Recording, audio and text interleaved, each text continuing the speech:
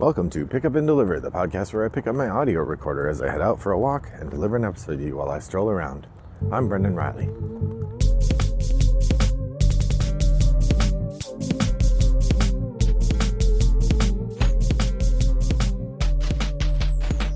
Well, good morning, listeners. It is a gloomy day here in suburban Chicago.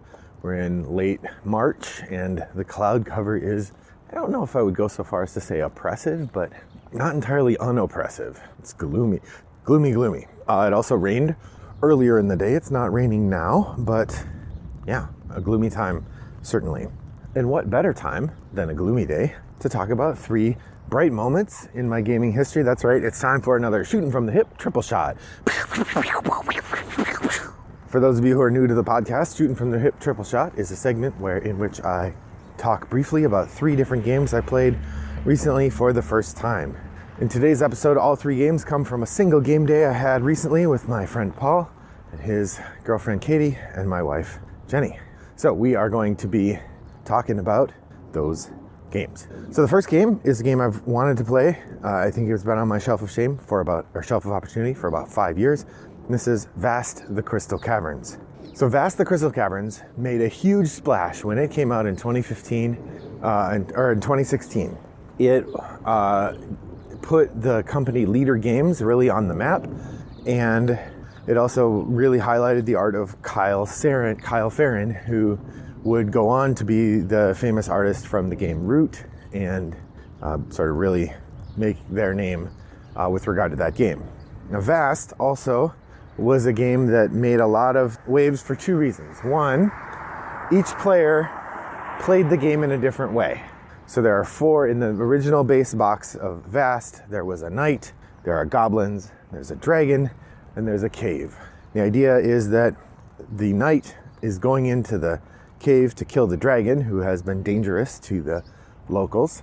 The dragon just wants to escape the cave. The dragon needs to wake up and then escape the cave. The goblins want to kill the knight because they don't like the knight. And the cave is a sentient being that wants to kill everybody. So those are the 4 players that you can play, and each one has a slightly different approach to the game. There are different mechanisms that allow you to do different things. This game was on my shelf of opportunity for a long time because when it came out, it was notoriously difficult. It was talked about as being notoriously difficult to learn and teach. It took a huge amount of effort and time to teach people how to play, and as they say on Board Game Barrage, the juice wasn't worth the squeeze. That said, it has stayed around. They made a sequel that a lot of people bought. It has stayed relatively popular, even though I don't hear about it that much. So I thought, finally time to get it off my shelf and give it a try. So I got it down. I skimmed the rules for each of the different factions, so I kind of understood how they played. I got it all set up. Our friends came over, and we settled into our roles. I played the knight, not surprising because the knight's pieces are all yellow. My wife played the goblins. Our friend Katie played the dragon. And my friend Paul played the cave. Now all these different segments, they interacted together in interesting ways. And the game had a really interesting push and pull in which different characters seem to be on top at different moments. That the knight spends most of the game trying to arm up, and you can occasionally battle the dragon, but really what the knight's doing is getting ready for the final fight with the dragon once the dragon wakes up. Because once the dragon wakes up, you can use your whole turn battling the dragon. And if you've got your strength high enough, especially if the dragon doesn't, then bam, bam, bam, you can hit the dragon 2-3 times in one turn. Dragon only has, I think, 5 health. So 2 turns like that and you win. But you have to survive that long first. The goblins have an early game advantage where every time they attack the knight, they take a health point off. The knight has 7 health points. There's very little you can do to recover, at least that I could find. And the challenge is if you build up enough strength for yourself as the knight to fend off all but the strongest goblin armies, then you also run into the problem where then you don't have enough actions to do anything else.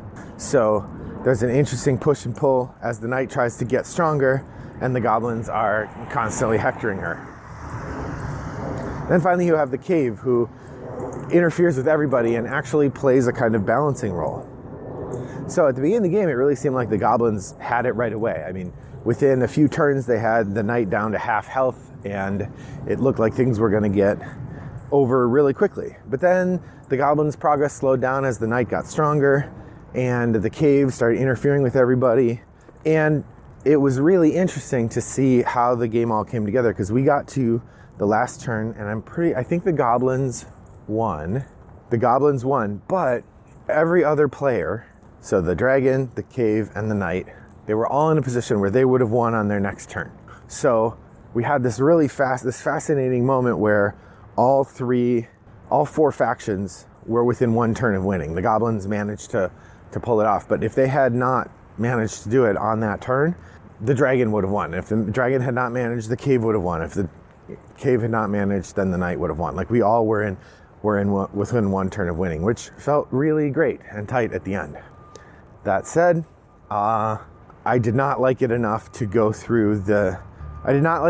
say, hey, let's play it again real soon so we can stay fresh on it.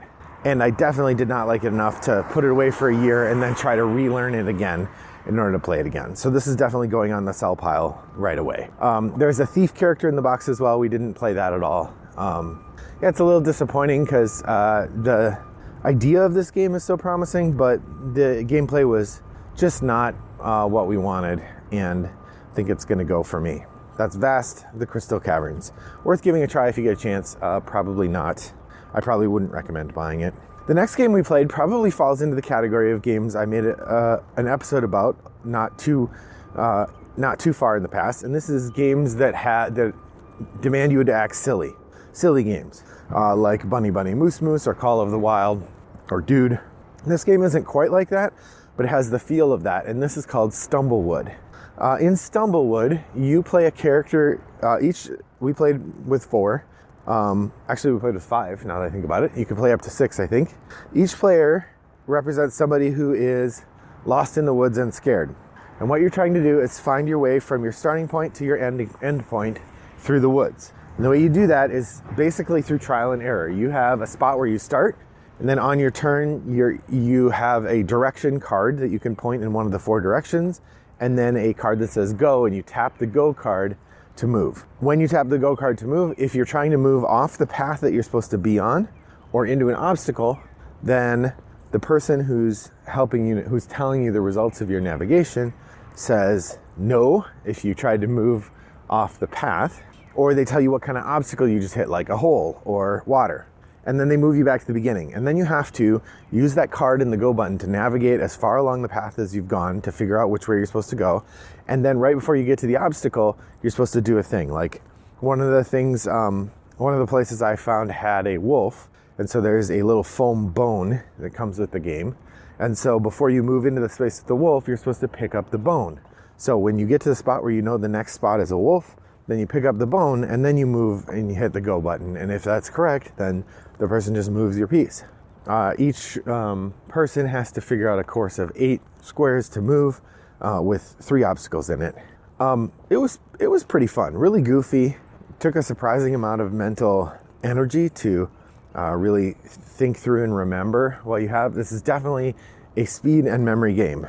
Those 2 elements go together, and it really, a significant part of it depends, I think, on whether the person who is supposed to be helping you navigate through the forest is able to keep up and really handle the approach that you're trying to take. Because if the person doing the clue giving isn't super quick to react to the actions you're taking, then it becomes hard because you aren't able to get the feedback you need in order to really solve the puzzle well.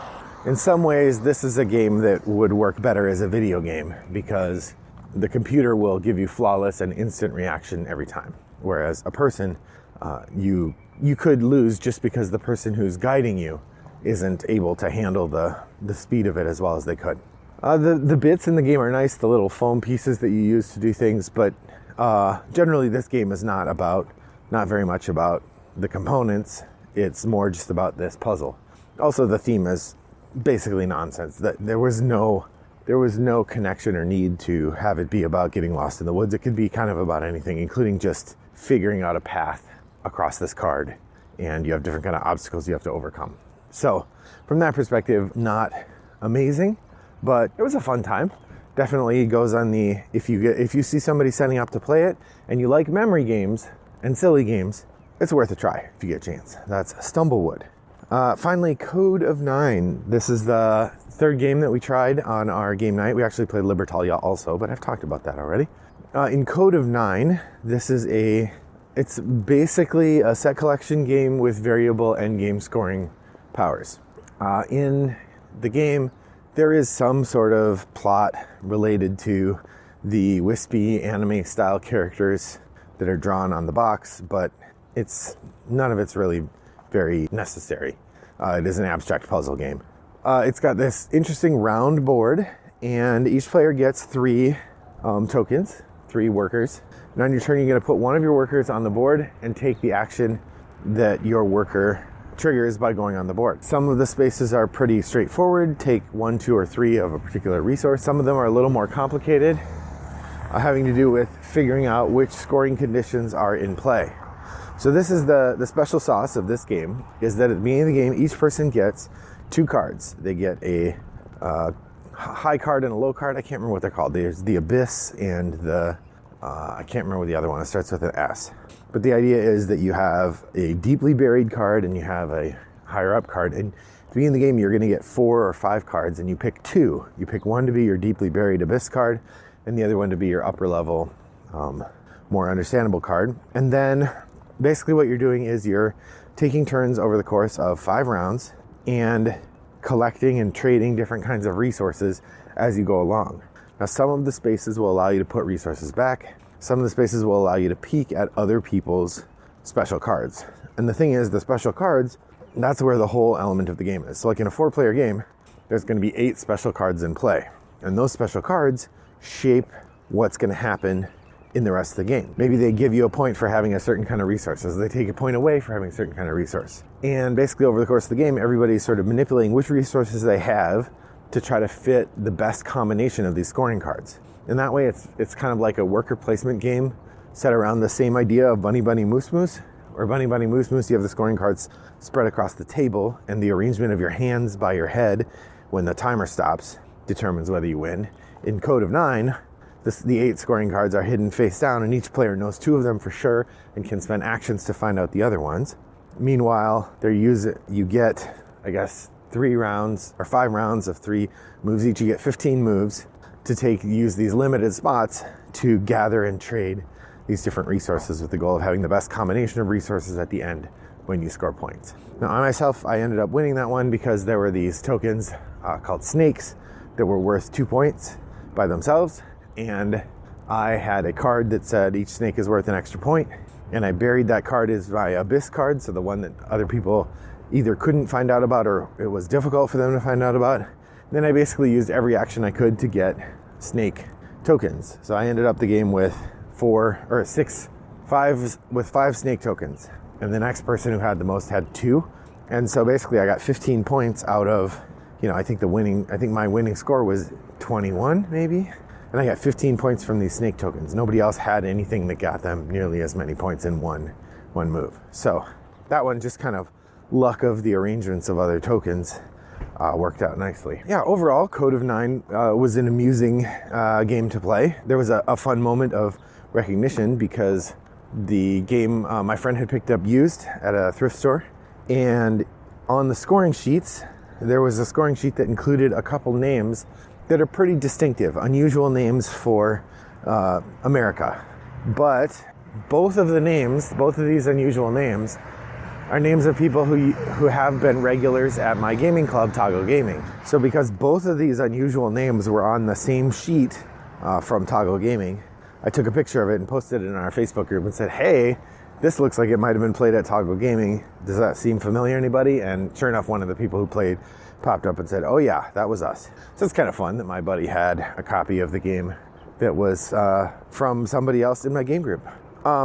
Again, this game, it was fine. If somebody brought it out and said, hey, you want to play this again? Sure. I enjoyed myself and enjoyed my time with it. It was an amusing diversion.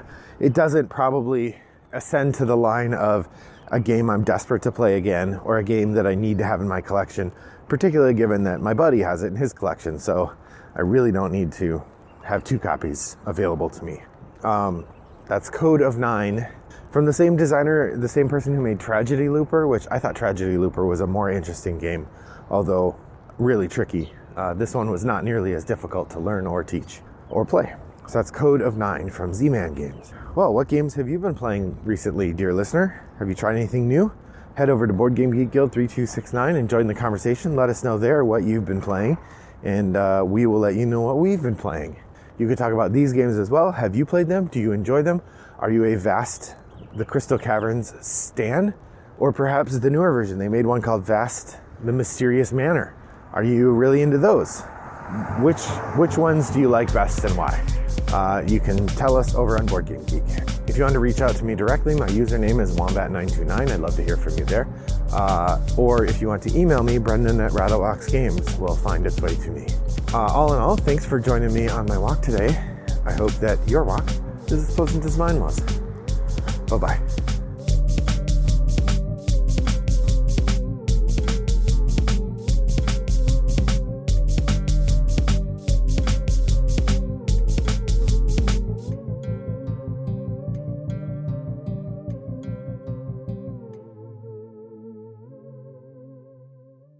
Brought to you by Rattlebox Games.